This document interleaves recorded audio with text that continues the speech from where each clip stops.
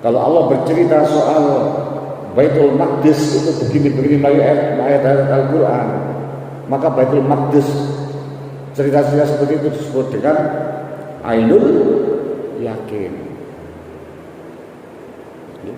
Tetapi ketika Allah memberikan langsung gambaran jelas penyaksian melalui roh, itu disebut dengan Hakul Yakin. Jenengan kok diceritani kali, misalnya saya cerita tentang, wah di neraka itu begini, ada penyiksaan, ada ini. Di surga itu mengalir air, sebagaimana gambar Al-Quran. Maka kita itu ada yakin. Tapi ketika kita langsung tahu, atau cara kalau surga mungkin Pak, oh di Turki itu, masya Allah, Istanbul itu indah sekali. Selat Bosporus itu rame, begini cerita, maka itu ada Ainul Yakin. Tapi ketika datang menyaksikan ke sana, maka itu Hakul Yakin. Lah peristiwa Isra dan Mi'raj ini adalah Allah menguji keimanan umat-umat Islam yang baru dan orang-orang kafir, dan juga memberikan penyaksian kepada Rasulullah SAW. Rasulullah itu disuruh cerita soal surga, neraka dan sebagainya, penyiksaan dan sebagainya, tetapi tidak tahu surga. Oleh karena itu peristiwa Isra dan Mi'raj Nabi Muhammad SAW itu adalah perjalanan juga menuju ke langit 1, 2, 3, 4, 5 sampai langit yang ke-7, dan setelah itu mentok naik lagi ke Mustawa, ke Ars, naik lagi ke Sidratul Muntaha, mentok pokok aneh langit, itu namanya Sidratul Muntaha. Nah, disitulah Rasulullah menerima wahyu secara langsung berhadapan dengan Allah Subhanahu wa Ta'ala. Tapi tidak langsung seperti ini, tapi ada tirai. Tirai itu contohnya ada kelambu gitu loh Pak. Kalau di kamar mandi, bu cepetan.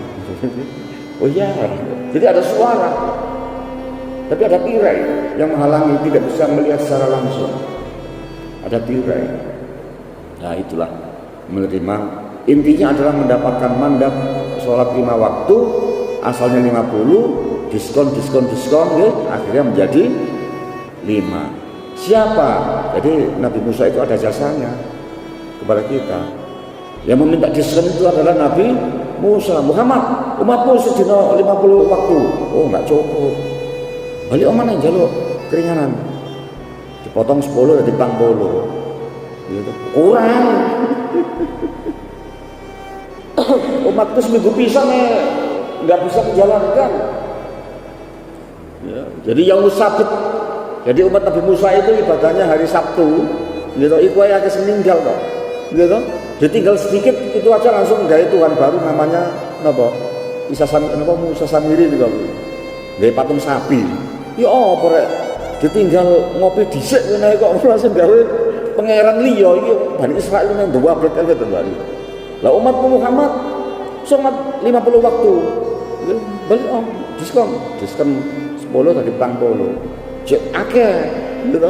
Balik mana diskon 10 menit tadi 30. Terus bolak-balik mondar-mandir, akhirnya tinggal 5 waktu. Ketika tinggal 5 waktu, ya kan, ini sudah didiskon 5 waktu. Apa Musa cek kurang gitu loh. Saya malu kepada Allah Subhanahu wa Ta'ala. Lah inilah perjalanan Mi'rajnya Rasulullah SAW. Nah di langit yang pertama ketika bertemu dengan Nabi Adam itu duduk termenung sendirian.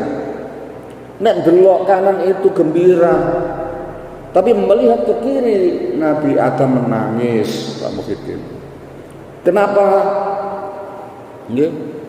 Kalau melihat ke kiri, pokoknya orang manusia yang paling banyak penyesalan itu adalah Nabi Adam. Karena apa? Sebab dia anadmu, penyesalan diri. Anadmu, jadi wong sebelum tobat itu harus nadem dulu sih. Jadi punya sifat nadem, anadmu. Jadi penyesalan gitu, baru taubatan nasuh. Taubat tanpa ada penyesalan nggak bisa, harus ada penyesalan dulu. Kalau dalam bahasa Sekarang itu adalah ada masa perenungan, pra-contemplation. Jadi sebelum kontemplasi dia harus merenung dulu, gitu. Oh ya, dosaku ini. Nabi Adam itu orang yang sampai sekarang itu tetap merasakan seperti itu. Karena apa? Sebab karena beliau manusia diturunkan ke bumi. Padahal itu juga kodrat Allah ya. Tetapi yang namanya manusia tetap merasakan bahwa atas kesalahanku manusia turun ke bumi. Nah kita ini asalnya kan di surga Pak. Diciptakan Allah itu kita itu dilahirkan di surga melalui ruh-ruh kita itu. Makanya kalau nanti ya, dalam surah Al-Fajr itu irji'i roja ayarji'u, irji artinya pulang, ana arja'u ilas suki ilal Jakarta, misalnya saya pulang ke Jakarta. Nah dalam bahasa Al-Qur'annya irji'i ila rabbiki, pulanglah kamu kepada Tuhanmu. Jadi kita nanti orang yang beriman, bertakwa itu disuruh pulang sama Allah, karena kita ini asli penduduk surga. Irji ila rabbiki radiyatan mardiyah, dengan perasaan yang radiyah, ridho, puas, wa mardiyah, dan dipuaskan. Nah, jadi maf'ul itu objek, dipuaskan. Fadkhuli fi ibadi wadkhuli jannati, masuklah ke dalam hambaku, wadkhuli jannati, masuklah ke dalam surga. Kembali omane nang swarga. Jadi hakikat kita ini adalah penduduk surga, maka nanti disuruh pulang ke surga. Nah, jadi itu. Kemudian nah, Nabi Adam itu. Langit yang pertama itu Rasulullah SAW dipertontonkan, diperlihatkan surga. Sungai surga, Telaga Kausar. Lah nanti Nabi Allah Muhammad diberi hak untuk diberi Telaga Kausar untuk memberikan minuman kepada hamba-hamba umat-umatnya yang melakukan dosa, yang merasa kehausan.